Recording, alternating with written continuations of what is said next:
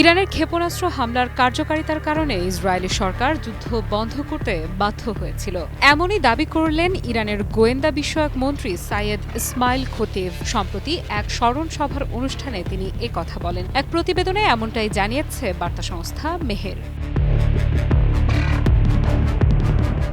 ইসমাইল খতিব বলেন, আমাদের সশস্ত্র বাহিনীর কার্যকর ক্ষেপণাস্ত্র যেমন তাদের যুদ্ধ বন্ধ করতে বাধ্য করেছিল, তেমনি সমস্ত গোয়েন্দা ও নিরাপত্তা প্রতিষ্ঠানও চাপ প্রয়োগ করছে। শত্রুরা যেসব বিদ্রোহের পরিকল্পনা করেছিল অথবা যাকে তারা ইসলামী প্রজাতন্ত্রের সমাপ্তি বলে অভিহিত করেছিল, তা সত্ত্বেও আমরা 12 দিনের যুদ্ধের সময় ইরানের সম্পূর্ণ অভ্যন্তরীণ নিরাপত্তা প্রত্যক্ষ করেছি। ড্রোন এবং MAV ইস্যু সম্পর্কে খতিব বলেন, এই বিষয়গুলো সামরিক অবস্থার সাথে সম্পর্কিত এবং বিমান প্রতিরক্ষা কৌশলের উপর নির্ভর করে। দেশের সশস্ত্র বাহিনী এবং বিমান প্রতিরক্ষা বাহিনী তাদের মোকাবেলা করার জন্য সর্বাত্মক প্রচেষ্টা চালাবে।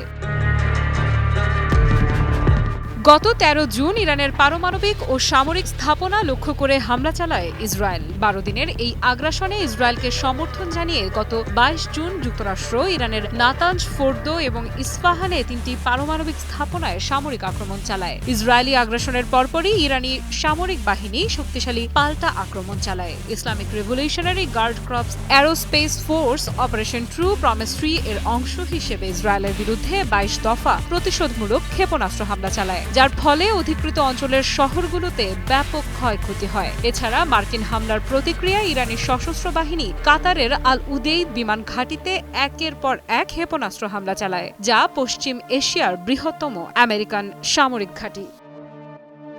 আফরিদা ইফরাত, নিউজ 24।